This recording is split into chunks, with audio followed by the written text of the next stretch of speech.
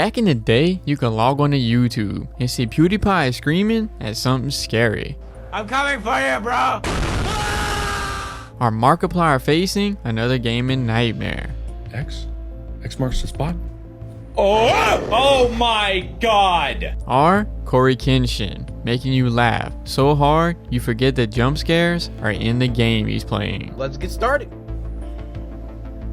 Scary shit.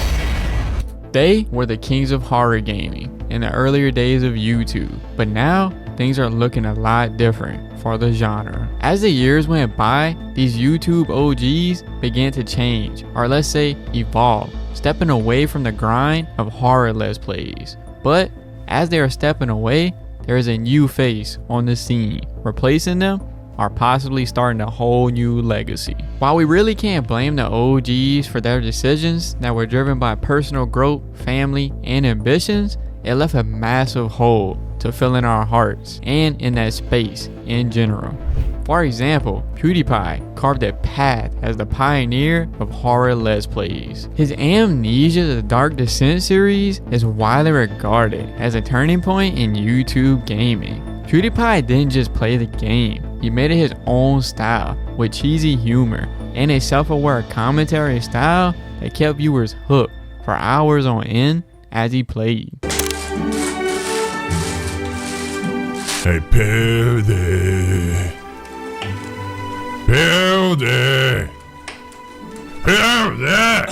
What? What the hell are you doing? Oh, I was just reading some YouTube comments. Oh look!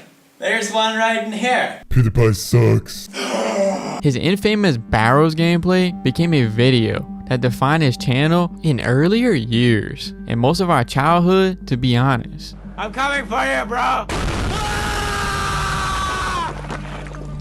What made Pewdiepie so beloved was him being relatable. Whether he was screaming his lungs out during a jump scare or mocking himself for being scared of shadows, fans loved watching someone who didn't take himself too serious.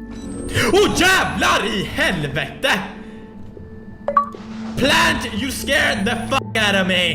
Beyond Outlast, Pewdiepie's playthroughs of games like Amnesia and The Slender the 8 Pages further cemented his reputation as a go-to creator for a mix of humor and horror. Yet, over time, his focus shifted. In his later years, Pewdiepie transitioned into a mix of lifestyle vlogging, reaction videos, and commentary content. Living in Japan with his wife and now a father, Pewdiepie has embraced a quieter life, far removed from the screaming, chaos-filled gameplay he used to engage in his earlier days. I don't know what time it is. Mine says here, and we're just having breakfast, and we're gonna go to Akihabara, which is typical tourist first thing to do. Yeah. On the other hand, if Pewdiepie brought humor to horror, Markiplier brought depth. Also an OG, he was also known for his reactions. He played a lot of games in his time, but the one he would become most famous for would be Five Nights at Freddy. His gameplay of this series elevated the game itself. Please!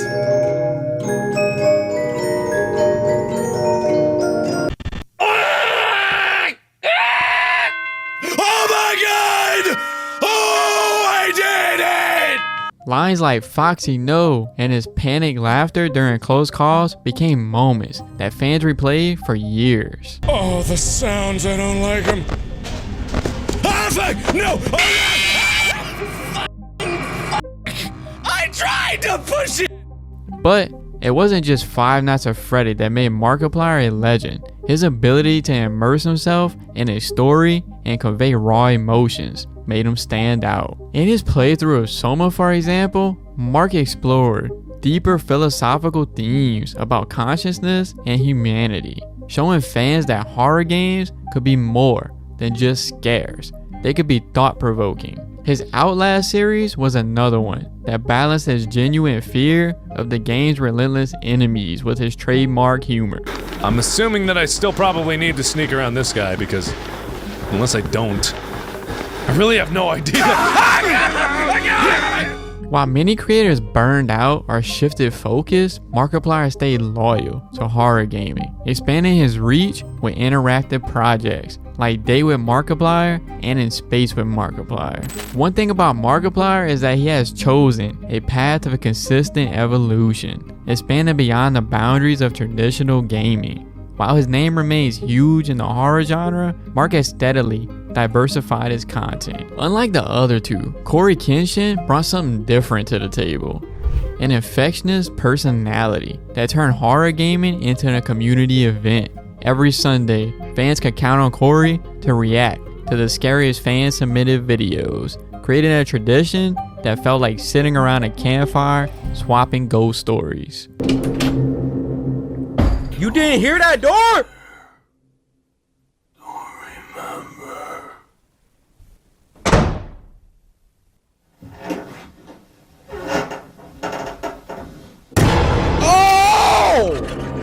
Corey's humor was a superpower. Whether he was screaming at jump scares in Until Dawn or cracking jokes to calm his own nerves, he made every moment feel larger than life. His exaggerated reactions was as much as a part of the entertainment as the game itself.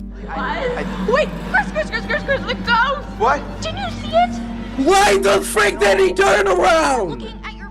But what truly made Corey stand out was his authenticity. He often paused mid-video to speak directly to his fans, sharing personal stories or just thanking them for their support. Fans felt like they were watching a YouTuber and also spending time with their friend. However, Corey is also known for his extended breaks, which have become a recurring thing in his career. For example, in 2018, he took a 4-month break at the beginning of the year and then disappeared again later that year. Corey himself has explained that these breaks are finding balance and maintaining creativity rather than burning out. His decision to focus on mental health and personal fulfillment over relentless uploading has resonated with his audience. Even though his frequent breaks didn't diminish his appeal, they widened the hole that other creators had left open. While these creators are moving on to other things, one creator is quickly filling the gap left behind.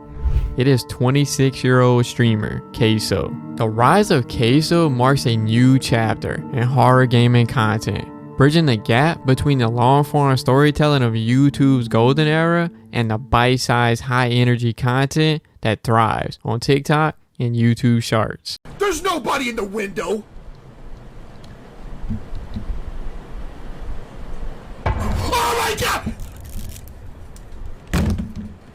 For Gen Z, whose entertainment consumption revolves around speed, humor, and interactivity, Queso has become the new face of horror gaming, delivering excitement in a fresh, engaging way. Queso is a TikToker turned YouTuber who has become a sensation in horror gaming by embracing the characteristics of modern internet humor.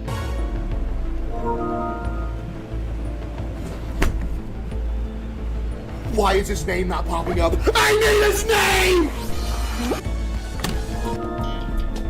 I'm literally about to get naked. Yes, it does, by the way. His viral moments with games like Poppy Playtime and Phasmophobia have catapulted him into the limelight. These are all packed with meme-worthy reactions, punchy captions, and a fast-paced editing style that mimics TikTok's relentless energy. One clip might show Queso screaming at the menacing Huggy Wuggy from Poppy Playtime, or a clip of him trolling a ghost and Phasmophobia with his friends. This blend of horror and humor, amplified by his genuine personality, makes his content endlessly the best.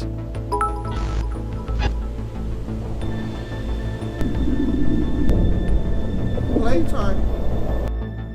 Oh my god!